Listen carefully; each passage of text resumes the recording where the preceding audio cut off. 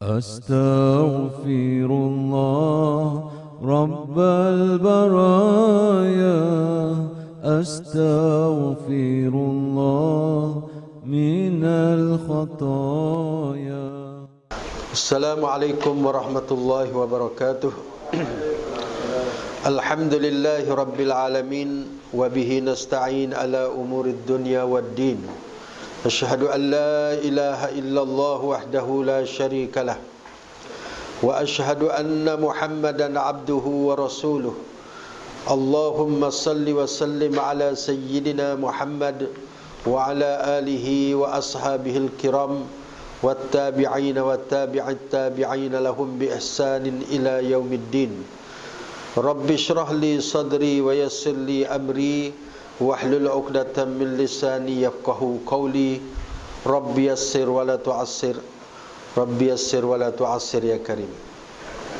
Yang dikasihi pengurusi masjid dan ahli jawatan kuasa, tuan imam, pegawai syarak, sahabat-sahabat, pimpinan masyarakat, tuan-tuan haji, perempuan hajah, muslimin muslimat, anak-anak yang dirahmati Allah.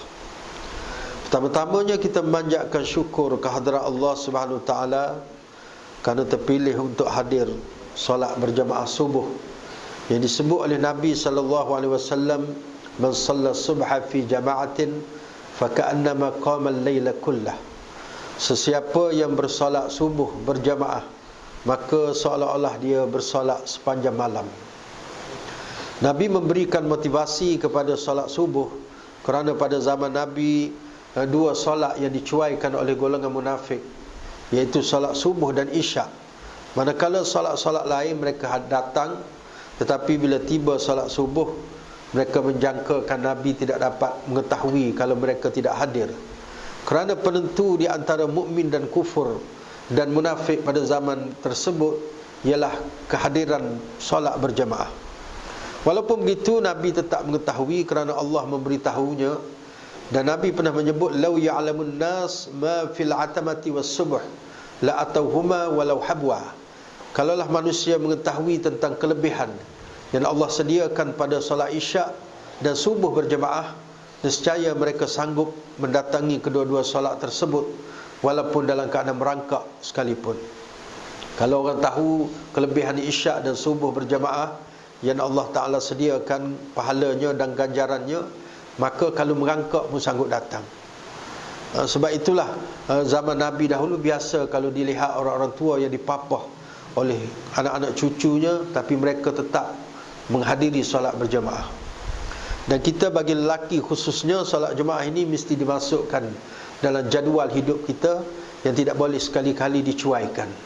Kerana dia pada zaman Nabi dahulu, kegagalan hadir solat berjamaah akan dicop sebagai munafik pada zaman Nabi sallallahu alaihi wasallam. Dan semoga kita juga mendapat doa Nabi yang Nabi pernah panjatkan, Allahumma barik li ummati fi bukuriha. Ya Allah, berkatkanlah umatku pada paginya. Maka sudah tentu mereka yang solat subuh berjamaah termasuk dalam maksud doa yang disampaikan ini. Dan doa yang disampaikan oleh Nabi walaupun 1400 tahun lebih, tapi ia tetap berjalan dan berlangsung sehinggalah kiamat. Selagi dunia ini masih wujud, maka doa itu akan terus berjalan dan akan mencari sasarannya. Dan seandainya kita menggunakan waktu pagi pada perkara yang kebaikan, maka sudah tentu insya-Allah doa ini akan termasuk kita dari kalangan yang diberkati oleh Allah Ta'ala. Dan insya-Allah pada pagi ini kita akan bincangkan sedikit tentang satu surah yang agung, iaitu surah Al-Mulk. Surah yang disebut oleh Nabi SAW supaya kita membacanya pada setiap malam. Ada surah yang diminta dibaca pada seminggu sekali seperti suratul Kahfi. Man qara'a suratul Kahfi yaumal jum'ah adha'a lahu minan nur ma bainal jum'atain. Sesiapa yang telah membaca surah Al-Kahfi pada hari Jumaat dan dari riwayat yang lain pada malam Jumaat, maka dia akan diliputi oleh nur sehinggalah Jumaat yang akan datang. Ada surah yang disuruh baca setiap kali lepas solat, terutamanya sunat, iaitu Al-Mu'awwizatan, Qul a'udzu birabbil falaq, Qul a'udzu birabbin nas, dan boleh tambah dengan Qul huwallah. Tiga kul ini disarankan untuk kita membacanya, terutamanya pada waktu pagi dan petang, sebagai pendinding diri sekaligus daripada sebarang penyakit dan sebagainya. Dan di antara surah yang Nabi tidak akan tidur, melainkan Nabi akan membacanya terlebih dahulu, ialah surah Al-Mulk dan surah As-Sajdah. Kedua-dua surah ini Nabi akan membacanya pada setiap malam. Jadi walaupun sunat, tetapi bila Nabi suruh baca setiap malam itu menunjukkan fadilat dan kelebihannya sangat besar. Sebagaimana surah Al-Fatihah disuruh baca setiap kali solat, bahkan dirukunkan dalam semua solat. Solat tak ada sujud dan rukuk sekalipun, seperti solat jenazah yang Allah Ta'ala buang rukuk, buang sujud, buang tahiyat, tetapi Al-Fatihah tetap diunggulkan. Kerana Al-Fatihah ini adalah merupakan surah yang padat dengan pengajaran, bahkan seluruh isi kandung terkuat Al-Quran terdapat dalam surah Al-Fatihah. Jadi surah Al-Mulk ini Nabi suruh baca setiap malam. Kita tahu surah Al-Mulk ini adalah surah yang berkaitan dengan akidah, surah Makkiyah. Kalau tuan-tuan tengok dalam Quran, Allah para ulama bahagikan surah itu kepada Makkiyah dan Madaniyah. Makkiyah ketika Nabi berada di Mekah, belum ada kuasa. Surah dibahagikan mengikut senario politik, ketika Nabi berkuasa dan ketika Nabi belum mempunyai kuasa. Adapun surah Makkiyah, surah yang diturunkan ketika Nabi belum memegang tampuk pemerintahan, ketika Nabi hanya ada Quran, Nabi hanya berdakwah, masuk rumah ke rumah, pergi ke semua lorong, mengajak manusia untuk mengucap kalimah la ilaha illallah. Nabi tak ada kuasa sedikit pun pada waktu itu dari sudut ketenteraan dan sebagainya. Sebab itu ketika Ammar bin Yasir dan keluarga Yasir dibunuh, dipanggang hidup-hidup, dan Sumayyah dibunuh dengan kejam, Nabi tidak mampu menolong kerana kekuasaan belum wujud pada waktu itu. Nabi hanya mampu menjanjikan syurga dengan kesabaran keluarga Yasir. Maka ayat-ayat yang diturunkan pada waktu itu ayat-ayat yang berkaitan dengan akidah. Tidak ada isu tentang munafik, tidak ada isu tentang hudud, tidak ada isu tentang pembentukan negara secara pasti lagi pada ketika itu. Ayatnya lebih berkaitan dengan akidah, tentang cerita-cerita yang terdapat dalam Quran berkaitan dengan Rasul-Rasul dahulu, bagi membuktikan kerasulan Nabi SAW. Bagaimana Nabi boleh tahu cerita Ashabul Kahfi, cerita tentang Nabi Adam, sedangkan Nabi tidak pandai membaca dan menulis. Maklumat dari mana diambil kalau bukan daripada wahyu Allah Subhanahu wa ta'ala. Tetapi setelah Nabi berpindah ke Madinah dan Nabi menegakkan kuasa, dan dalam perlembagaan Madinah menunjukkan bahawa dalam perlembagaan menyebut famahmaktalaftum fihi syai'in famaradduhu ila Allahi wa ila Muhammadin sallallahu alaihi wasallam. Ada 100 lebih piagam Madinah, salah satunya menyebut apa-apa sahaja yang kamu perselisihkan dalam sebarang urusan dan masalah hidup kamu, maka tempat rujuk untuk diselesaikan ialah kepada Allah, yakni Al-Quran, yang kepada Nabi Muhammad SAW ketika Nabi hidup, dan ketika Nabi SAW wafat, maka sunnah menjadi tonggak untuk dijadikan rujukan. Dan bila untuk memahami Al-Quran dan sunnah, maka sudah tentu kita semua tidak layak. Maka di sana ada pewaris yang ditinggalkan oleh Nabi, al-ulama warathatul anbiya, ulama pewaris Nabi. Sebab tu ulama bila dia keluar hukum kita kena ikut. Yang sembahyang jarak-jarak ni ulama yang keluarkan, maka kita kena ikut. Kerana tafsiran kepada ulil amri itu, kata Ibnul Qayyim, satu merujuk kepada pemerintah dan satu lagi merujuk kepada ulama. Ulama bukan untuk dilawan, ulama untuk ditanya persoalan kita jika kita tidak tahu, bukan untuk dikondem sesuka hati kita, sebagaimana berlaku dalam Facebook, dalam grup-grup WhatsApp yang suka hati mengkondem pendapat-pendapat ulama dan fatwa ulama, sedangkan sebelum fatwa dikeluarkan mereka merujuk pada Al-Quran dan hadis, ijma' dan qiyas dan pelbagai lagi. Sebab itu dalam Quran Allah menyebut fas'alu ahlal zikri in kuntum la ta'lamun. Kamu tanya ahlu zikir. Ahlu zikir bukan yang pegang buah tasbih yang berzikir itu. Ahli zikir merujuk kepada pakar Al-Quran, kerana salah satu nama Al-Quran ialah Az-Zikir. Inna nahnu nazzalna dzikra wa inna lahu lahafizun. Sesungguhnya kamilah yang menurunkan az-zikir, yakni Al-Quran, dan kamilah yang bertanggungjawab menjaga Al-Quran. Mana ahli zikir yang disuruh kita bertanya tentangnya ialah merujuk pada ulama. ulama diminta persoalan untuk ditanya kalau kita tak tahu. Jangan buat keputusan sendiri. Jangan pandai-pandai, kenapa jarak-jarak ni? Zaman Nabi dulu tak ada jarak. Kalau kira zaman Nabi tak ada, zaman Nabi tak ada, sembahyang atas kerusi tak ada zaman Nabi. Tuan-tuan cari hadis, kalau sembahyang atas kerusi tak ada pun. Sembahyang duduk. Tapi zaman sudah berubah. Kadang-kadang bila manusia dah tak boleh duduk macam tahiyat awal pada ketika solat, kalau duduk terus nak bangun susah. Orang dah balik semua, dia tak balik lagi. Jadi susah. Maka ulama tengok keadaan ini, maka fatwa berubah. Sebab di sana ada clause yang memperuntukkan untuk merubah fatwa-fatwa yang tidak qat'i ad-dilalah dan qat'i as-subut, yang disebut sebagai oleh Dr. Yusuf Al-Qaradawi sebagai taghayyurul fatwa bi taghayyuriz zaman wal makan wal uruf. Berubahnya fatwa setengah-setengah, bukan semua yang boleh berubah. Dia ada yang thawabit, yang tak boleh. Maka kita ikut aja ulama. Tak tahu tanya. Jangan buat pendapat sendiri, terutama membabitkan hal agama. Sangat berbahaya. Kalau kita melanggar fatwa-fatwa yang berkaitan dengan Al-Quran dan Sunnah, terbimbang kita melanggar Al-Quran.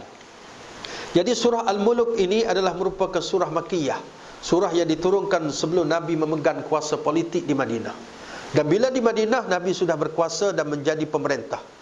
Sebab itulah bila Nabi wafat, penggantinya disebut Khulafa' Ar-Rashidin. Khulafa' Ar-Rashidin bukan imam sembahyang, bukan tok siap, bukan pensyarah universiti, bukan mudir mahat tahfiz. Khulafa' Ar-Rashidin merujuk kepada khalifah yang didefinisikan oleh para ulama sebagai khilafatun nubuwah fi hirasatid din wa siyasatid dunya bihi. Pengganti para nabi dalam menjaga agama yang ditinggalkan oleh nabi dan mentadbir dunia, siasah, memerintah, berpolitik dengan agama yang ditinggalkan oleh nabi. Khulafa' Ar-Rashidin tu. Sebab tu Nabi suruh ikut sunnah Khulafa' Ar-Rashidin. Nabi tak mentionkan sunnah Abu Dzar Al-Ghifari, sunnah-sunnah lain, walaupun mereka juga alim, para sahabat lain juga alim, tidak dinafikan. Tapi mereka yang memerintah hanya 4 orang sahaja: Abu Bakar, Umar, Uthman, Ali radhiyallahu anhum. Dan Imam Syafi'i menambahkan seorang lagi, iaitu Umar bin Abdul Aziz, kerana gaya pemerintahannya bukan gaya sembahyang, bukan gaya ibadah, bukan gaya serban, bukan gaya jubah, tapi ialah gaya pemerintahan mirip dengan moyangnya, iaitu Umar Al-Khattab radhiyallahu anhu. Maknanya dalam surah pun dibahagikan yang ada kuasa, yang tak ada kuasa. Pendekatannya berbeza, tidak boleh sama. Ketika kita berkuasa, pendekatannya lain. Ketika kita tak ada kuasa, pendekatannya lain. Jangan nak tengok kenapa dulu lain cakap, sekarang lain. Bila ada kuasa, pendekatannya lain, berbeza dan sebagainya. Maka kita kena raikan semua itu. Jadi surah Al-Muluk ni Nabi suruh baca setiap malam. Antara kelebihan yang buku yang saya tulis ini, yang berkaitan surah Muluk, yang saya merujuk kepada hampir 20 tafsir Al-Quran, sama ada yang dulu ataupun yang terbaru, saya masukkan di sini kerana surah ni penting. Saya memilih surah Muluk kerana surah ni penting. Nabi sebut dia boleh menjadi pembela kepada kita di akhirat nanti. Dia akan menjadi peguam untuk membela kita di akhirat nanti. Semua yang kita buat yang sekarang tidak nampak dalam bentuk fizikal, di akhirat nanti difizikalkan oleh Allah. Termasuk surah-surah yang kita baca hari ini dapat pahala. Dan pahala Quran kita dah beritahu bukan dibayar mengikut kalimah, tapi dibayar mengikut huruf. Setiap huruf kita baca, maka ada 10 pahala. Manakala kita baca Bismillahirrahmanirrahim, ada 19 huruf yang nampak, ada 3 yang tersembunyi di sebalik sabdu tu. Setiap sabdu ada 1 huruf. Untuk merengkahkan penulisan, dia letak sabdu. Contoh eja Allah, alif, lam, lam, ha, 3 lam itu. Tapi untuk merengkaskan penulisan, dia letak sabdu. Maka tersembunyi lam satu lagi, tersembunyi lam ra satu lagi dalam ra yang Ar-Rahman, dan ra Ar-Rahim ada sabdu. 19 campur 3, 22. Maknanya Bismillahirrahmanirrahim 220 pahala. Belum baca Yasin, belum baca yang lain lagi. Allah beri pahala. Dan orang yang tidak mahir membaca Quran pun diberikan pahala. Orang yang mahir, tarafnya malaikat. Wallazi yaqra'ul Quran wa huwa mahirun bihi ma'as safratil kiramil bararah. sesiapa yang mahir membaca Al-Quran dengan tajwid, dengan tafsir, dengan macam-macam, dia adalah seperti umpama malaikat, bersama dengan malaikat yang hampir dengan Allah. Tetapi wallazi yaqra'ul Quran wa huwa yatata'u wa syakun alaihi falahu ajran. Sesiapa membaca Quran tapi totak-totak. Orang Kelantan, kalau yang ada negeri Kelantan dia tahu, totak-totak ni tergagap-gagap. Dia bahasa Arab asalnya. Siapa tergagap, tengeja-geja, tak boleh kontrol lagi panjang pendek untuk membaca Al-Quran, dan dia susah untuk melafazkan huruf, makhrajnya belum tepat, belum betul lagi, maka dia dapat 2 pahala. Dengan syarat dia masih dalam mood belajar dan cuba membaiki diri. Jangan rasa saya tak mahir lagi baca Quran, maka terus tinggalkan. Sampai bila pun tak akan mahir. Maka surah Al-Muluk ini dikatakan dia akan berdebat membela pembacanya sehingga dimasukkan ke dalam syurga. Surah Al-Muluk juga menjadi penyelamat kepada kita bila masuk kubur nanti. Dia disebut sebagai munjiyah, tunjihim min azabil qabr. Dia penyelamat daripada azab kubur. Kita mati nanti tuan-tuan, semua orang akan mati.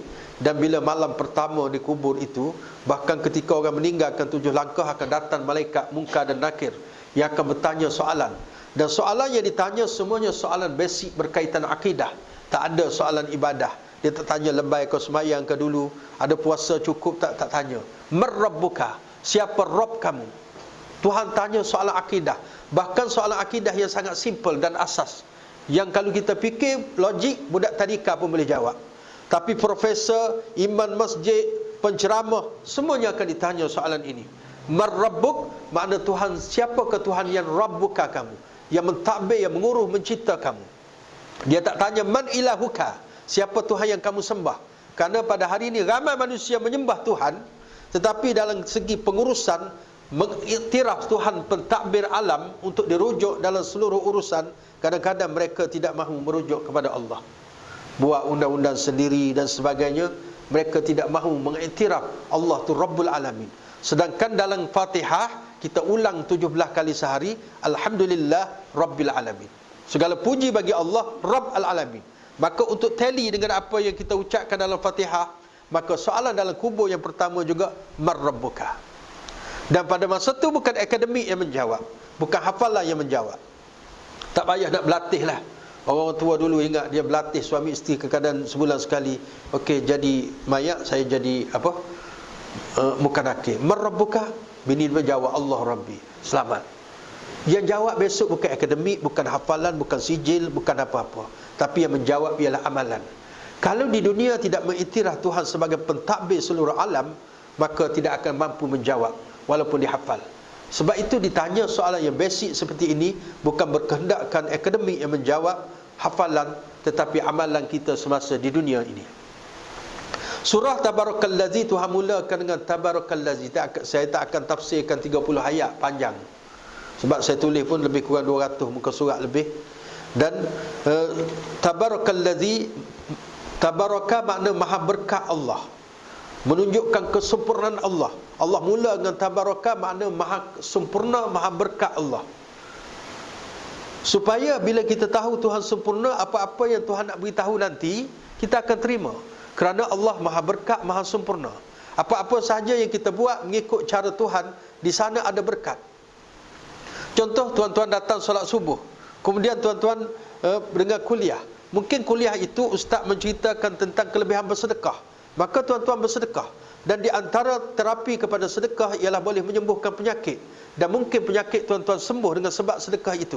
Dan bila sembuh penyakit, mungkin akan memberikan kegembiraan pada kita dan keluarga. Dan kalau yang masih bekerja, boleh meningkatkan lagi mutu pekerjaannya.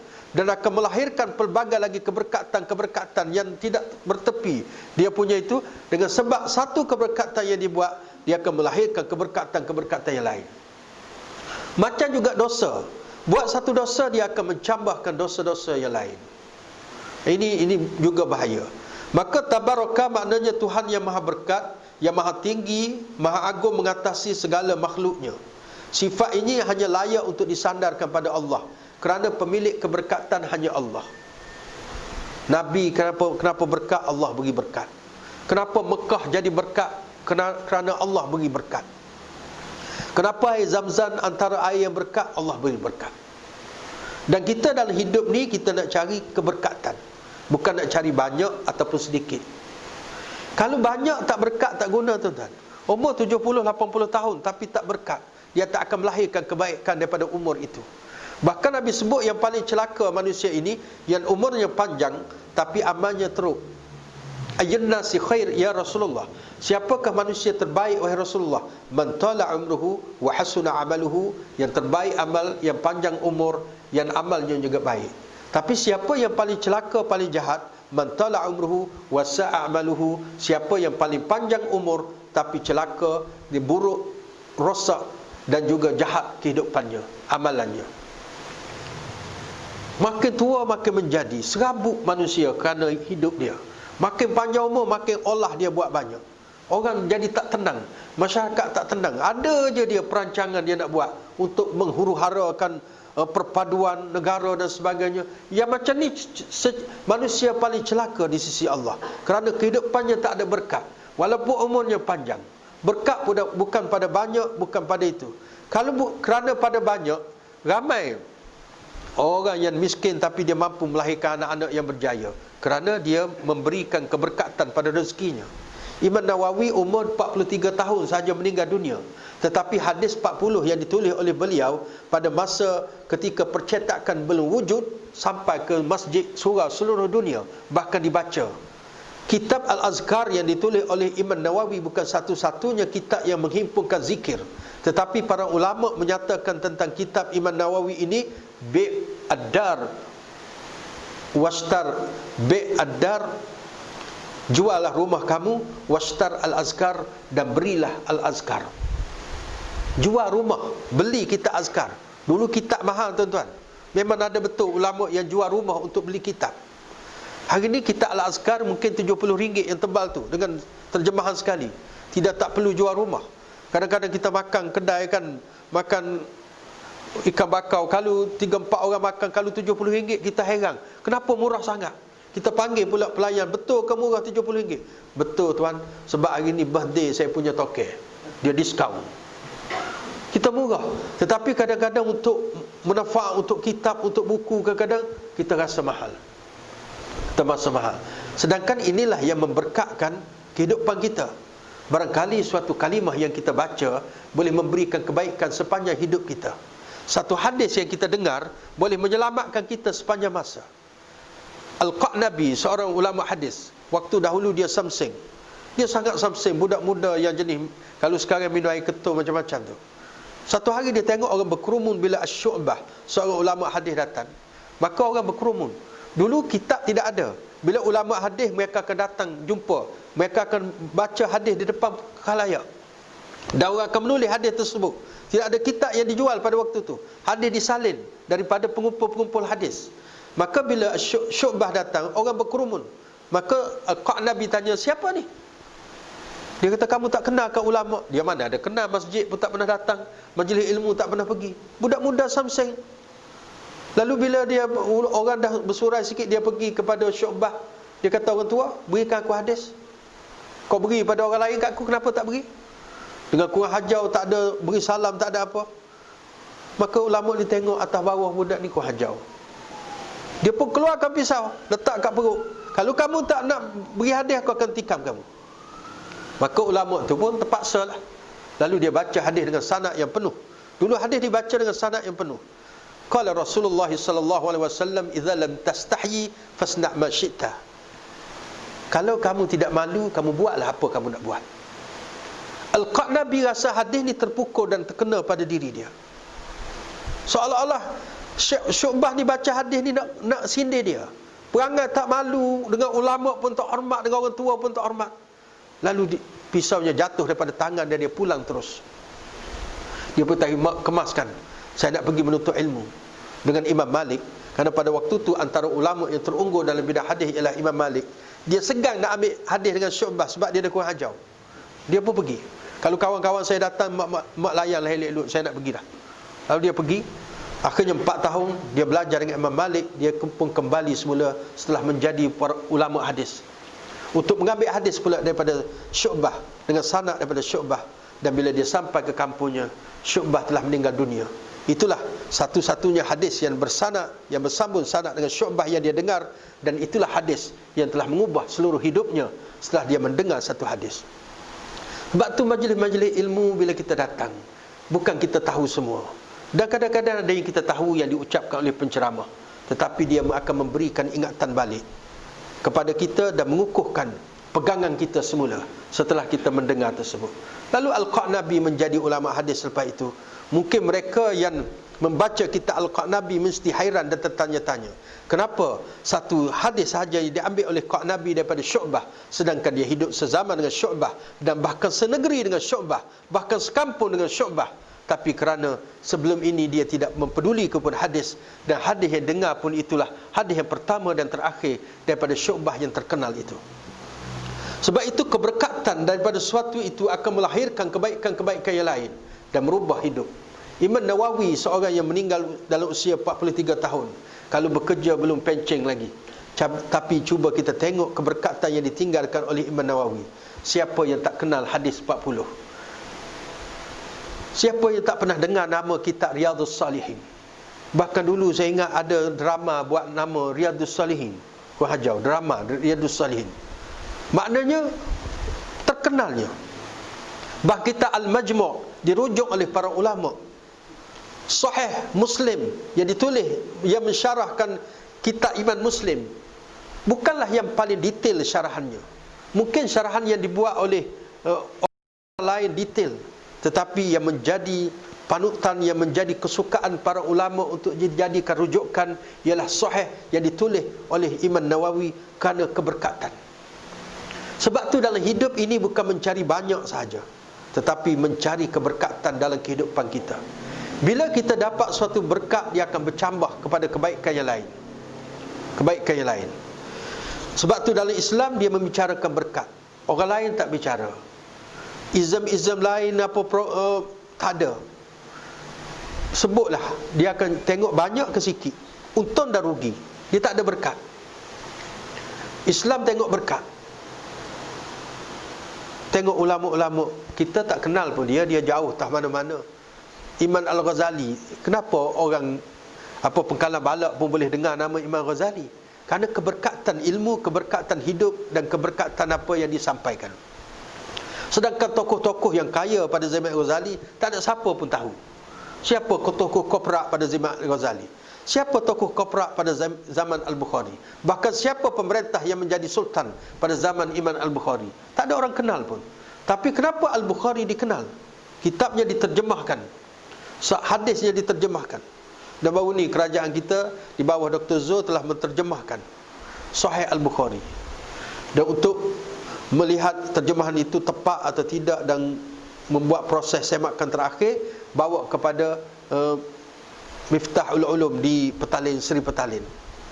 Ulama-ulama tabligh ni antara ulama yang belajar hadis dengan modul ataupun metodologi daripada ulama Devon, India tu. Mereka ni antara yang paling hebat di dunia dalam bidang hadis. Ulama India paling hebat dalam bidang hadis, dan sampai sekarang pun mereka mengekalkan tradisi tersebut. Maklum mereka masuk Islam lebih dahulu daripada kita. Mereka masuk Islam pada zaman Umar Al-Khattab lagi, pada zaman sahabat. Semakan terakhir yang terjemah tu pensyarah universiti apa semua kan. Cuma nak tengok, sebab mereka ni belajar Sahih Al-Bukhari bersanad dengan guru mereka. Ulama-ulama tabligh tu, yang tak kira lah yang tabligh ke yang mana-mana, kebanyakan di India, begitulah cara mereka. Mereka mengikut metodologi yang dibuat oleh Syekh Waliullah Ad-Dihlawi, yang merupakan ulama India yang terkenal itu, yang dianggap wali besar yang dapat menyatukan orang-orang India pada waktu itu. Jadi mereka ni rujuk. Sebab tu dalam mula-mula ni Allah sebut berkat, kemudian Allah sebut biadihil mulk, di tangannya lah kerajaan. Kerajaan milik Allah. Allah nak beri pada siapa beri.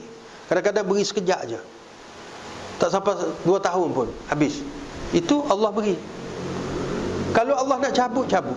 Qulillahumma malikal mulki tu'til mulka man tasha' wa tanzi'ul mulka mimman tasha' wa tu'izzu man tasha' wa tuzillu man tasha' biyadikal khair innaka ala kulli syai'in qadir.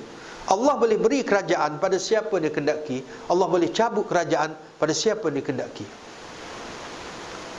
Kerajaan Islam diberikan oleh Allah 1000 tahun lebih, hanya runtuh pada tahun 1924 di tangan Mustafa Kamal Atatürk. Lepas Nabi Khulafa Rasyidin, lepas tu zaman Umayyah, Abbasiyah, kemudian Utsmaniyah, kemudian ada kerajaan lagi seperti kerajaan Saljuk, kerajaan Mongol di India, kerajaan-kerajaan kecil lain, kerajaan di Spanyol, Andalusia. Runtuh bila? 1924. Baru runtuh Islam dalam bentuk khalifah, dalam bentuk kerajaan, di tangan munafik pengkhianat. Kerana pengkhianat berada di mana-mana dan mereka lah yang merosakkan Islam daripada dalam. Mustafa Kamal Atatürk pada awal penampilannya, dia kononnya nak bawa Islam, sehingga akan terpengaruh pada waktu itu. Waktu tambahan pula ketika Sultan Abdul Hamid II memerintah, kerajaan Turki tengah lemah pada waktu itu. Maka dia mengambil kesempatan untuk meruntuhkan kerajaan Islam pada waktu itu. Sehingga pada awal penampilannya Mustafa Kamal Atatürk, isterinya pakai purdah. Siapa orang ingat ini memang hebat. Lalu Khalid Al-Shawki, seorang ulama, seorang sastrawan Mesir, buat sajak khas untuk Kamal Atatürk dengan mengatakan dia adalah merupakan Khalid Al-Walid Turki. Kalau dahulu kita ada Khalid Al-Walid Arab yang digelar Saifullah Al-Maslul, pedang Allah yang terhunus, sekarang kita ada Khalid Al-Walid Turki, iaitu Kamal Atatürk. Tapi bila dia memerintah, dia telah pisahkan agama daripada politik. Agama suku, politik suku tak boleh campur. Dulu kalimah ni sangat disebut. Bahkan Soekarno sendiri sangat menyanjung Kamal Atatürk, sehingga kan dia beritahu bahawa agama dan kerajaan tidak boleh dicampur. Nanti dia akan tergugak kerajaan. Agama mesti berada pada lembahnya. Buatlah urusan agama, sembahyang, puasa, zakat, jangan dicampur dengan politik. Boleh baca tulisan Muhammad Nasir, Dr. Muhammad Nasir yang masyumi itu, bagaimana dia menceritakan itulah fahaman Soekarno yang menyebarkan fahaman sekular. Fahaman sekular ini cukup susah nak dihapuskan, kerana dia telah berakar umbi sejak zaman penjajah. Kerana yang menjajah umat Islam semuanya Kristian, dan Kristian ada satu doktrin mereka, dak mali qaisar li qaisar wa malillahi lillah. Tinggalkan urusan kaisar, raja-raja untuk raja, urusan Allah untuk Allah. Urusan raja-raja, raja. Urusan pemerintah, pemerintah buat. Urusan Allah, Allah. Urusan Allah dekat gereja je. Sebab tu padri tak benar keluar kecuali pada hari kematian. Mati je pengikut Kristian, baru padri boleh keluar. Nak kahwin, datang ke gereja. Nak baptis, datang ke gereja. Gereja support padri. Bahkan tak benarkan kahwin pun. Kalau kahwin nanti balik rumah mertua, nak balik jumpa anak asrama lah apa semua kan, dia tak bagi. Sebab diputuskan daripada dunia semua. Dia hanya terlibat dalam agama. Bahkan sampai peringkat diberikan kuasa mengampunkan dosa. Bahkan semua kita dah beritahu, semua pemimpin agama dalam agama lain, bila mereka nak menuju Tuhan, mereka tidak boleh berkongsi kehidupan dengan perempuan, kerana perempuan dianggap penghalang kepada manusia menuju Tuhan. Sedangkan dalam Islam, perkahwinan menyempurnakan separuh agama yang lompang. Bila berkahwin, maka agama makin mantap dan sempurna. Tapi tak, tengok mana ada Sami Buddha tak kahwin, Sami Hindu tak kahwin. Yang kahwin Sami value je. Tu. Nak cerita tuan-tuan ini nak menunjukkan mereka pisahkan agama-agama, tak boleh. Kalau nak jadi Sami, jangan. Sebab tu kita tengok Sami Buddha, mereka tak buat kerja apa. Mereka tak boleh mengumpul kekayaan. Mereka hanya beribadat. Jadi bagi mengisi masa lapang, mereka berlatih kungfu. Kungfu Shaolin tu kan. Mereka berlatih kungfu tu sebab mengisi masa lapang. Nak berniaga tak boleh. Nak buat bisnes online tak boleh. Akhirnya bisnes tu buat kungfu. Terkena dengan kekungfuan sahaja, tak boleh lain. Sebab tu dalam agama Buddha, dia tak boleh jadi kaya. Harta hanya untuk makan hari ini, besok cari lain. Zuhudnya melampau-lampau. Yang betul-betul hanya Islam saja. Dan kerajaan adalah milik Allah. Milik Allah. Kalau Allah nak tarik, Allah nak cabut. Dan kalau Allah beri kerajaan dan kuasa memerintah, pegang betul-betul. Pemerintah bukan dikira lama atau sekejap, tapi dikira pada berkat tadi. Sebab Allah mulakan berkat. Umar bin Abdul Aziz memerintah 2 tahun setengah sahaja. Tetapi pada ketika orang menghantar zakat, biji gandum sama besar dengan biji kurma. Ada saya tulis dalam buku ni. Dulu saya ingat orang cakap-cakap je untuk sedapkan cerita. Rupa-rupanya dalam Musnad Imam Ahmad bin Hanbal ada tercatat bahawa pernah terjadi pada zaman Umar bin Abdul Aziz biji gandum sebesar biji kurma kerana keberkatan dan keadilan pemerintah. Tertulis pada guni tersebut, ini adalah manifestasi daripada keadilan pemerintah. Dan dia berlaku pada Umar bin Abdul Aziz. Dia memerintah 2 tahun lebih sahaja. Tetapi berkat, orang tak marah. Ni dah lah tak lama orang benci pula, itu lagi teruk. Ni sekejap tapi penuh dengan keberkatan. Dan bila dia rasa dia tidak layak lagi memerintah kerana kerajaan makin meluas dan badannya tak berapa sihat, lalu dia pergi jumpa dengan orang yang paling makbul doa pada zamannya supaya doakan supaya dia meninggal, supaya Allah ambil nyawanya. Bukan dia nak hidup lama, nak merintah lagi, tidak. Dia buat macam moyangnya Umar Al-Khattab. Maka setelah dia rasa dia sudah tua, dia berdoa kepada Allah, ya Allah, kerajaan semakin luas, badanku sudah semakin uzur, kau ambillah nyawaku. Mereka bukan gila kuasa, keberkatan daripada pemerintahan. Tuan-tuan, kalau tuan-tuan tengok, dulu ada seorang ulama, dia memerintah di sebuah negeri. Dia menampilkan contoh, dia cuba sedaya upaya menampilkan contoh terbaik dalam pemerintahan. Tapi kerana pada zaman tersebut orang tak kenal lagi pemerintahan, orang tak dapat tengok kebaikan yang dia tunjukkan. Contoh, dia potong gaji hampir 40%. Dia tak ambil allowance perumahan. Bukan dia nak suruh orang ikut, tapi dia nak beri contoh. Rasuah tak pernah berlaku pada pegawai-pegawai kerajaan sepanjang 20 tahun dia menjadi pemerintah. Gaji tetap dapat dibayar, pembangunan juga berjalan, dan dia juga menyampaikan Quran. Saya ingat lagi waktu saya umur 9 tahun, bapa saya heret pergi ke kuliah dia, kuliah duha pada waktu tu. Kuliah duha ni di negeri saya Kelantan tu dah lebih 50 tahun dah. Kita baru saja kuliah duha. Sebab tu masyarakat belum kenal sangat. Kuliah duha bawa 9 tahun.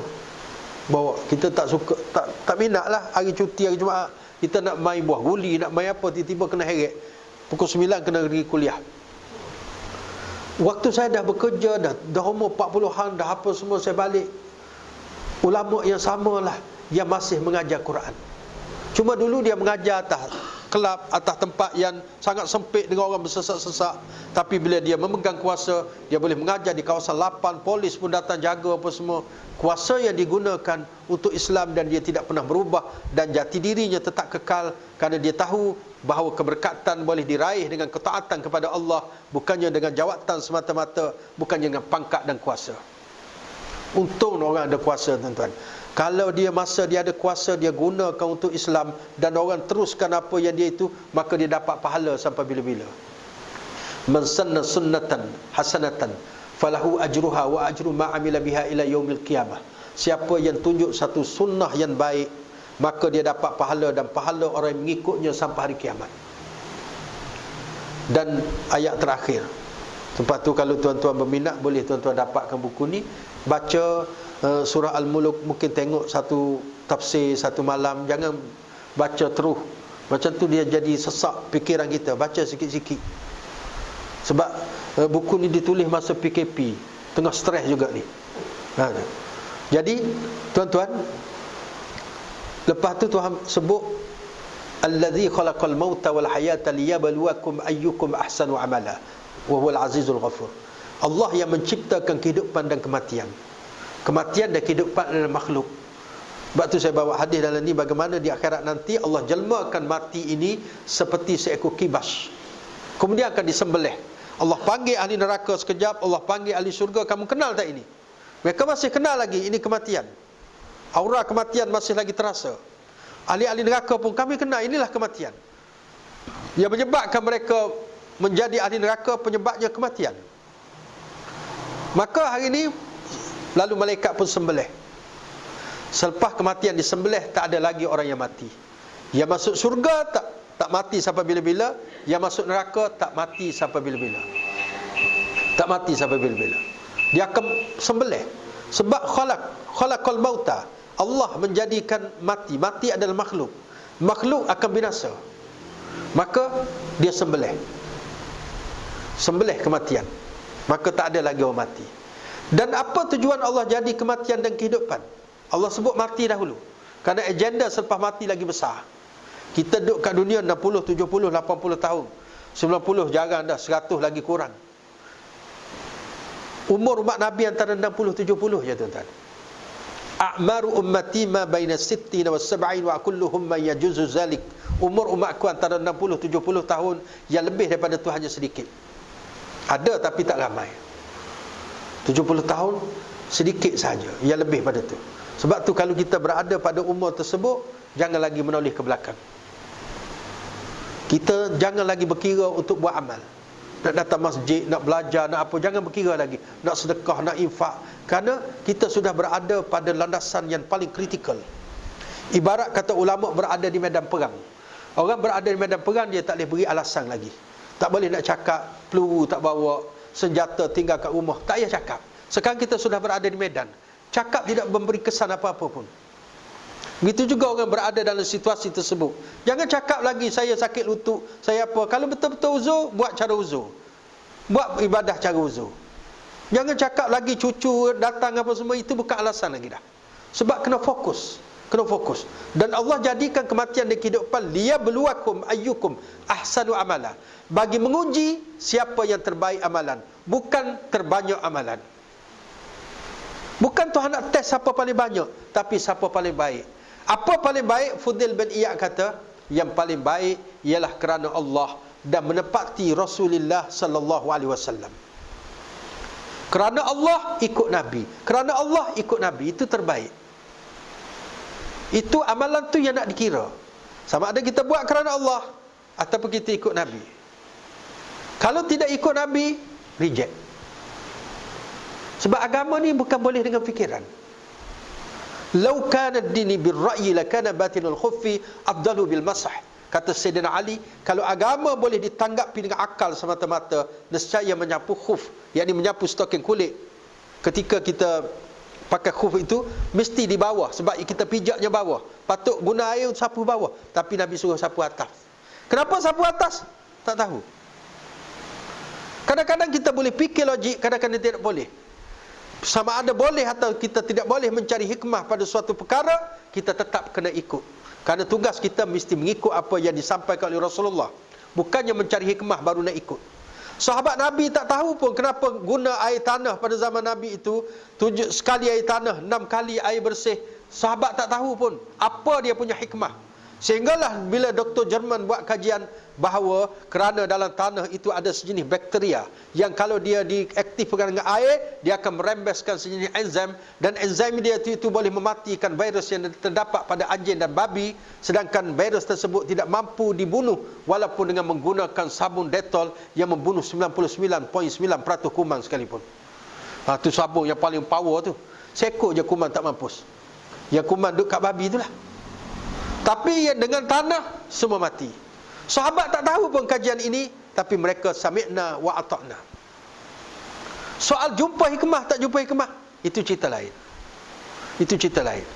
Menjilat jari, sahabat jilat jari pada makanan yang tersisa. Sahabat tak tahu pun dari sudut saintifiknya. Walaupun selepas itu saintis Jerman buat kajian, saintis Jerman lagi, bahawa ada enzim pada tangan kanan kita, dan ia lebih banyak daripada tangan kiri. Bila masuk bercampur dengan air liur kita, dia menyempatkan proses penghadaman. Sembelihan, bila baru ni pergi kursus sama saya, sembelihan, kenapa putuskan orak marik dan orak alkum? Bila putuskan orak kedua-dua ini, binatang tidak akan sakit.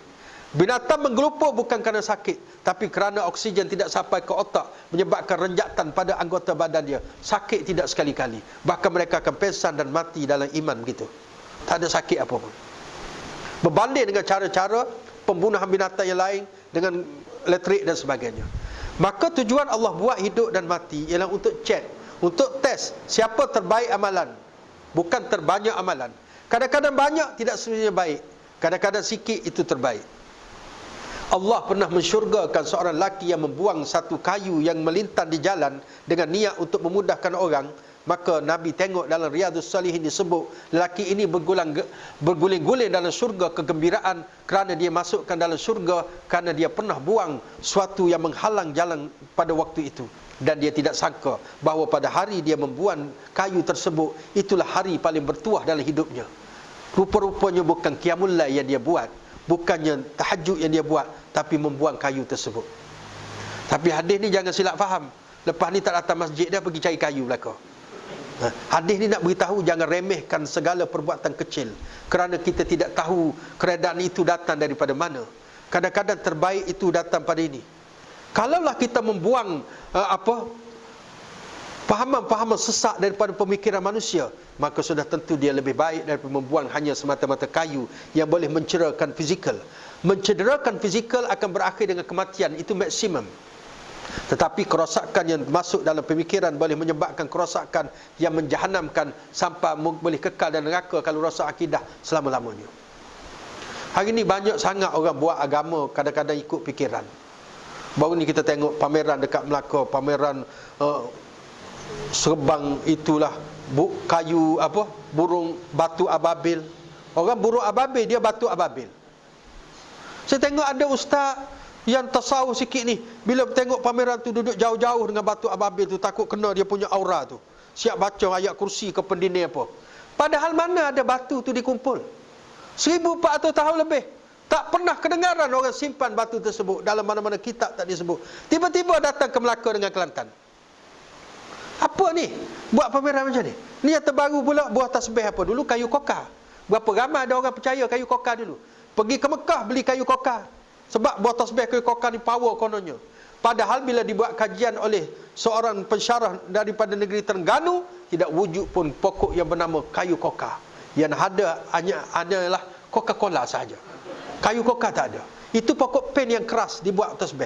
Kayu kokar tak ada wujud. Saya duduk dekat pondok Kelantan, pondok Pasir Tumbuh, selalu dengar tuan-tuan guru, tak pernah pun orang sebut dulu kayu kokar. Tiba-tiba semenjak 2 menjak ni, lebih mana jual pun saya tak tahu. Sekarang kayu baru pula ada dalam Facebook saya tengok. Dia kata siapa yang menggunakan buah tasbih, menggunakan kayu tersebut, dia akan lebih mendapat futuh. Wah, istilah tasawuf tu, futuh, pembukaan untuk sampai kepada Allah lagi cepat pakai buah tasbih dia. Maka dia pun jual buah tasbih, ramai lebay beli untuk dapat futuh. Mengarut semua. Ini mana ada dalam hadis? Ada ke dalam hadis sebut berzikir dengan tasbih sekian-sekian akan dapat pahala sekian-sekian, dapat? Mana ada? Kalau ada, ulama kita dah sebut dulu lagi. Imam Syafi'i, segala bagai ulama dah sebut dah. Ini semua mengarut skema dalam bidang agama. Ini percaya benda-benda. Yang terbaru saya tengok ni, ada seorang ustaz pondok, saya pun tak faham kenapa dia belajar pondok boleh percaya dengan buku ajaran sesat. Ada satu kitab ajaran sesat nama Hakikat Insan. Kita bukan menentang tasawuf. Tasawuf adalah Islam, dalam ajaran Islam. Tapi jangan atas nama tasawuf semua kita nak ambil semua. Buku Hakikat Insan ditulis oleh Ahmad Laksmana. Ahmad Laksmana adalah guru kepada Ayah Pen. Siapa tak kenal Ayah Pen? Ayah Pen menjadi sesat kerana buku ini. Buku ini bukan buku hakikat. Ahmad Laksmana bukan ustaz. Dia graduan sebuah universiti tempatan. Kemudian merantau di Indonesia untuk cari kiai-kiai. Lalu dia terjumpa kiai yang sesat. Betapa dalam gunung, dalam bukit. Mana ada ajaran Islam? Betapa? Nabi masuk gua Hira. Kenapa? Nabi masuk gua Sur bukan kerana bertapa nak beribadat. Betapa tak ada dalam ajaran Islam? Betapa siapa sembahyang Jumaat tak pergi, sembahyang berjemaah tak pergi, ni siapa ajar? Konon-konon dia dapat ilmu tersebut setelah pengembaraan yang panjang di Indonesia, dia tulis buku Hakikat Insan. Ustaz yang ni, yang pondok ni, saya tak nak sebut nama apa, dia pun mungkin tuan-tuan tak kenal. Dia kempen tersebut dalam buku dia, dia penjual kitab, kempen. Saya pun tulis, kata Syekh ni buku sesat. Dia kata orang tak tahu ilmu jangan bicara. Seluruh mufti keluar sesat, seluruh jabatan agama keluar sesat, Jakin cakap sesat. Saya dah tahu sesat macam saya sekolah lagi. Tiba-tiba buku ni dipakai. Dan ada lagi orang-orang kampung yang memiliki buku ni. Saya pernah pergi dekat Melaka pun di sebuah tempat, saya tengok dia ajar budak-budak muda buku tersebut. Buku tu ada tempat dia. Bila saya datang, dia pun simpan buku tersebut. Ayah Pen jadi sesat kerana buku ni. Jangan atas nama tasawuf kita nak borong semua. Ustaz Ya, tuan-tuan tahu, lulusan sebuah universiti di Timur Tengah. menjadi sesat setelah dia menjadi murid kanan Ayah Pen. Tujuan kenapa? Kononnya nak belajar tasawuf. Ayah Pen ni adalah wali mastur apa benda ni, jangan cari pasal, ini orang hebat ni. Akhirnya dia jadi anak murid Ayah Pen, sesat. Bini dia Ustazah Kamariah, sesat. Siap keluar daripada agama Islam lagi, tak pakai tudung dah sekarang. Dulu dia guru agama macam saya juga, mengajar di sekolah. Dan dalam silibus juga ada ajaran sesat, tapi dia terpengaruh juga dengan ajaran sesat. Kalau tuan-tuan tengok dalam YouTube, Ustaz Wan Hizam, dia sebut nama Ustaz Wan Hizam, dah fatwa sesat semua dah. Tapi dia punya followers, Masya Allah, 10,000 lebih. Ni kalau ustaz-ustaz biasa, orang tak ada nama apa semua, masuk dalam YouTube, ada 15 orang je tengok. AJK Masjid, bini ustaz dan anak ustaz. Lain tak tengok. 15 orang. Tengok-tengok dah 3 tahun, baru naik 17 orang. Dia saya tengok 10,000 lebih. Ngajar kitab hikam, kitab tinggi dalam ilmu tasawuf, mengajar. Orang dengar. Sekarang dia tak boleh mengajar masjid, buat kat rumah pula. Rosak tuan-tuan. Ni seorang lagi nama Lepak ni. Ni sejenis kuih ni orang ni. Rambut yang tak mandi tu. Pun mengajar hakikat insan juga. Hakikat-hakikat. Maka ustaz-ustaz kena memberitahu masyarakat. Kita di dunia ni, Tuhan nak test kita. Kita ikut kerana Allah dan ikut Nabi atau tidak. Sebab tu tuan-tuan, bila kita baca surah Al-Muluk, kita kena selalu baca setiap malam. Kita kena perbaharukan. Adakah kehidupan aku hari ini, amalan aku hari ini dah buat kerana Allah, dah ikut sunnah Rasulullah sallallahu alaihi wasallam. Itu je Tuhan nak cek dan akan timbang di akhirat nanti. Apa-apa yang berlawanan daripada Allah dan Rasulnya, maka tahu. Masalah khilafiyah kita boleh bertolak ansur. Jangan keras sangat masalah khilafiyah. Baca Yasin malam Jumaat, apa semua itu khilafiyah. Nak buat-buat, tak nak buat sudah. Tahlil, benda-benda khilafiyah. Jangan keras sangat.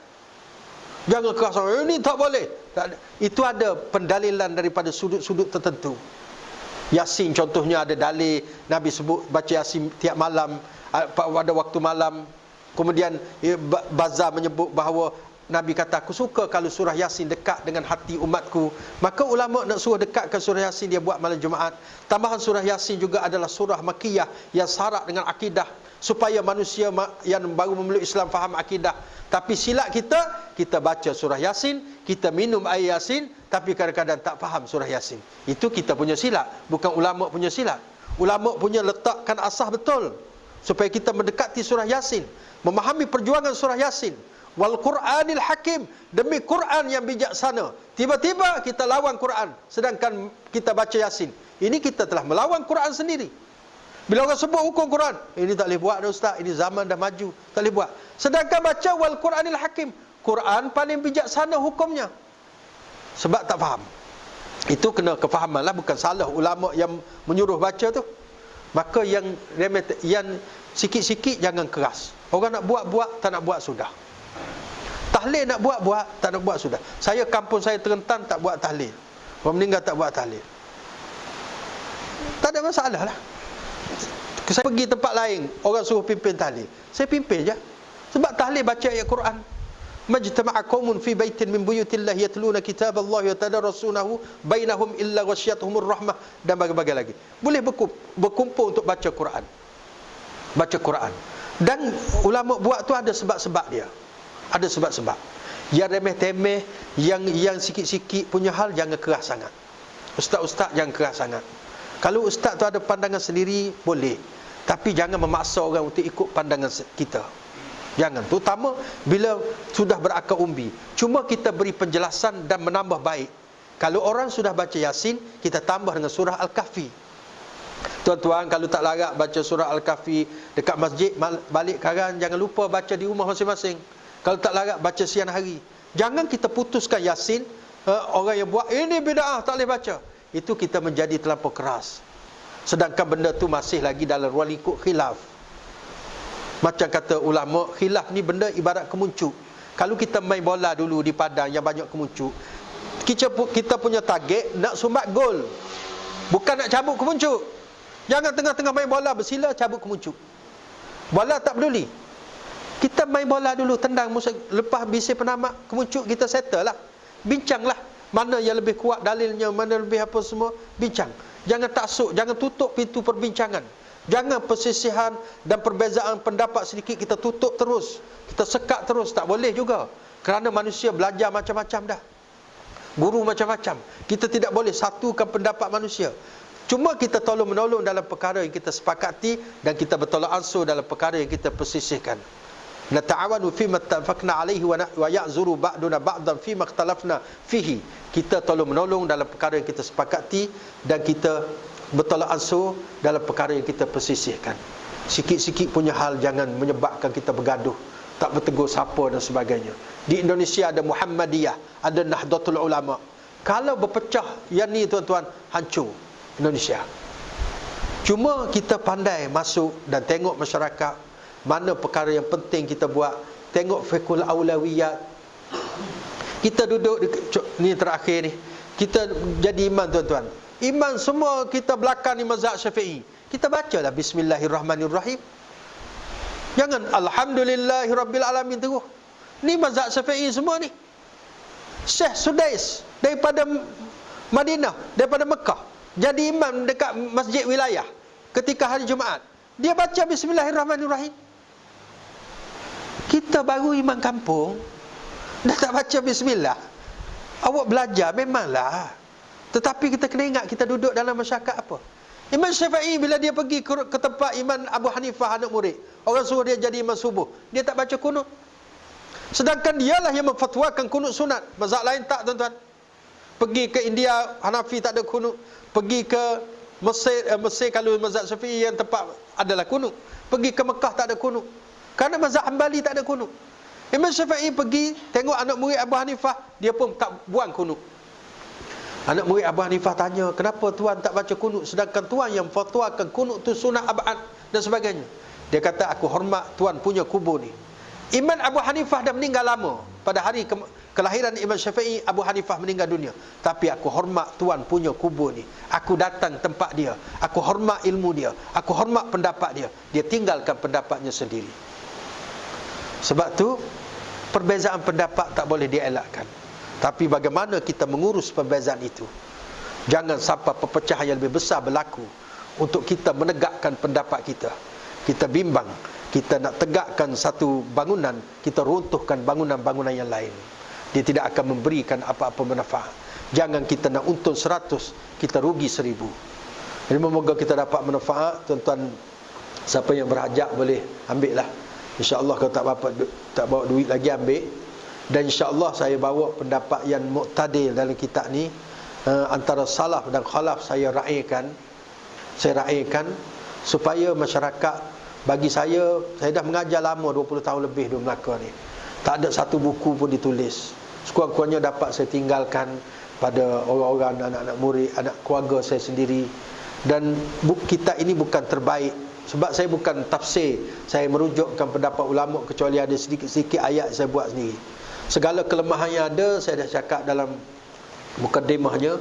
Saya tanggung sendiri. Yang kebaikan adalah datang daripada Allah Subhanahu Wa Taala. Kalau Allah tak tolong, tak mungkin. Dan kitab ni tak ada dijual di kedai lah, sebab saya bukan cetak banyak, cetak sikit-sikit.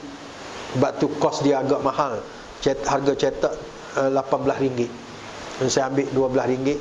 Dan ada saya masukkan tabung. Kalau di tempat lain ada saya masukkan tabung tahfiz.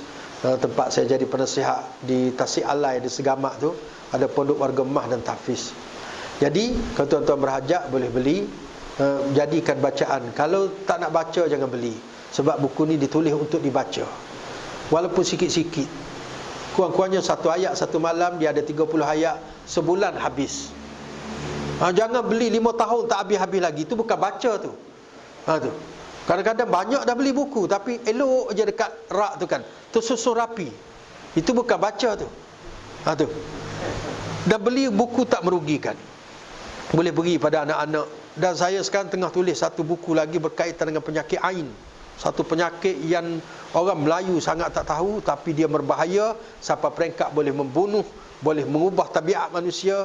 Dan saya tengah kumpulkan ni daripada kitab ulama. Dan dalam bahasa Melayu, dalam tulisan Melayu kita yang bertajuk ain ni, tak ada, saya semak di perpustakaan di mana-mana, tak ada ditulis kecuali karya terjemahan dan sedikit yang ditulis oleh Darus Syifa. Kebetulan saya pengarah Darussyifaa Negeri Melaka, saya mengambil tanggungjawab ini untuk tulis, dan mungkin dah lebih 50% dah siap buku tu, dan saya harap buku ni akan dapat bermanfaat khususnya pada orang-orang sekarang suka post gambar dalam Facebook, gambar dia sendiri, gambar anak-anak apa semua. Itu sangat berbahaya kepada ain. Kerana ain kalau tengok gambar pun, kalau nak berlaku dia boleh berlaku dengan sebab tengok tersebut. Tu. Dan kena ada pendinding-pendinding. Contohnya 3 kul jangan tinggal selepas subuh dan selepas maghrib atau selepas asar, kerana dia pelindung. Dan ramai saya kaji-kaji orang kena penyakit-penyakit yang kronik pada hari ini. Saya pun heran. Ada yang kena kanser payudara dalam keadaan dia jaga pemakanan, umurnya tidak tua sangat. Kenapa tiba-tiba kena kanser tahap 4? Kadang-kadang ain dia boleh menyebabkan penyakit yang seperti penyakit moden juga, seperti kanser perut dan sebagainya. Sebagai contoh, saya nak beri contoh penanganan ain sebagai penutup. Ada seorang tu dia makan-makan, buat jamuan dengan kawan-kawan dia, pelajar kolej.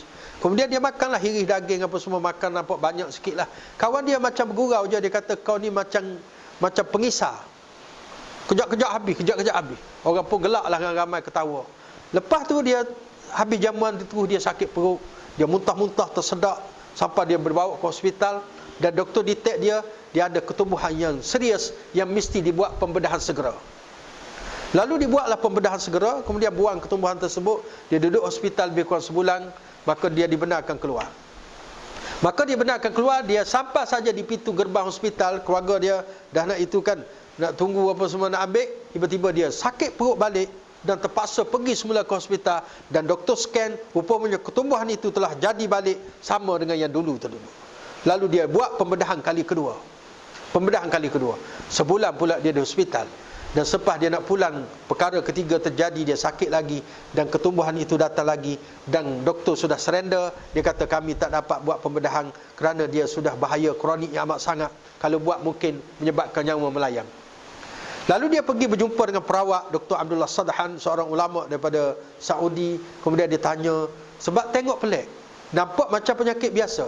Lalu bila ditanya tentang sebab jamuan tersebut, mungkin kawan dia tadi yang cakap tadi, yang bergurau, saya mungkin ada bergurau, tapi kita tidak tahu hati manusia.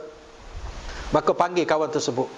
Kalau kita dah tahu siapa yang menjadi punca, kadang-kadang orang yang mengainkan sendiri tidak tahu dia menjadi punca, maka dia kena ambil semayang, tadahkan apa semua, lalu disapu pada perut, agak lega sikit tapi tidak baik lagi, diberi minum.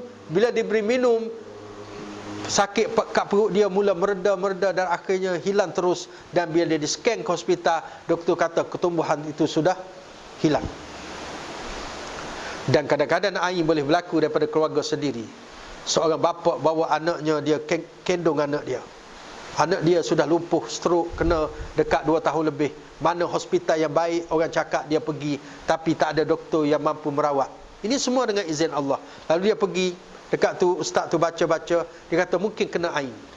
Cuba kamu ceritakan. Dia tanya anak, agak-agak siapa yang kamu syakkan yang menyebabkan?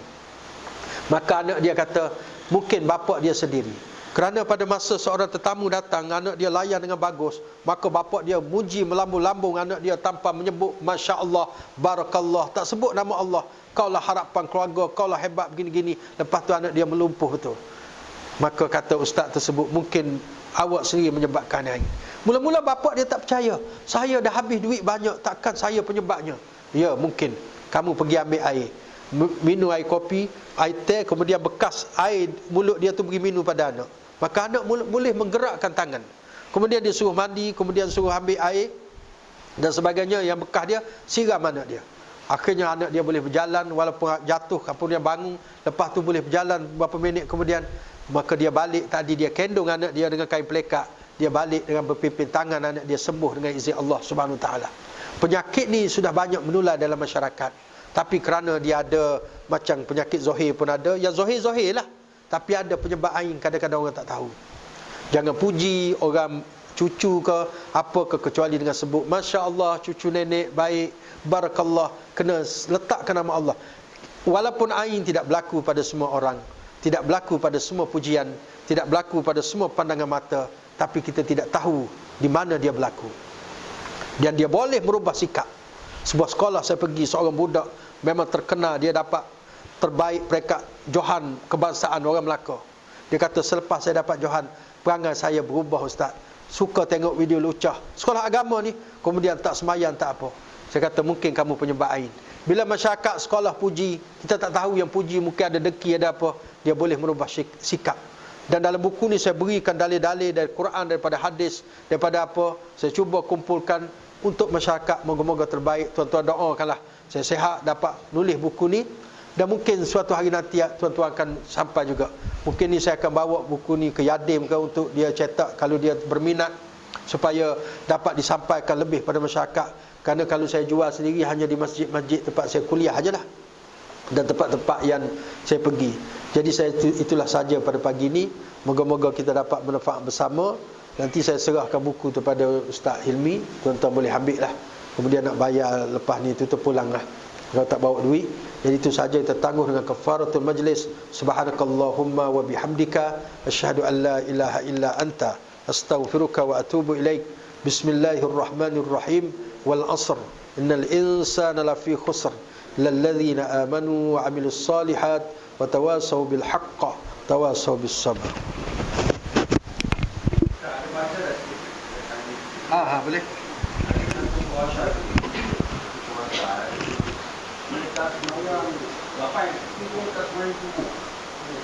Dia apa? Dia zikir. Tak ada semayang subuh, waktu subuh. Boleh. Mana boleh? Subuh ni antara sembahyang yang paling penting sekali. Paling penting. Tu kena lapor ke Jabatan Agama tu. Oh dia tak buat sembahyang subuh. Sembahyang lain buat. Sembahyang lain buat. Itu kelemahan iman tu. Nak bangun susah tu.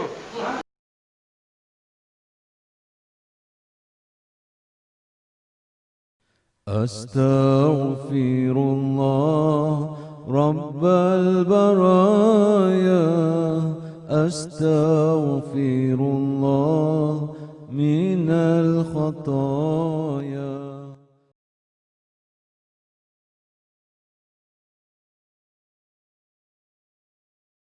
Astaghfirullah Rabbal baraya, astaghfirullah minal khataya.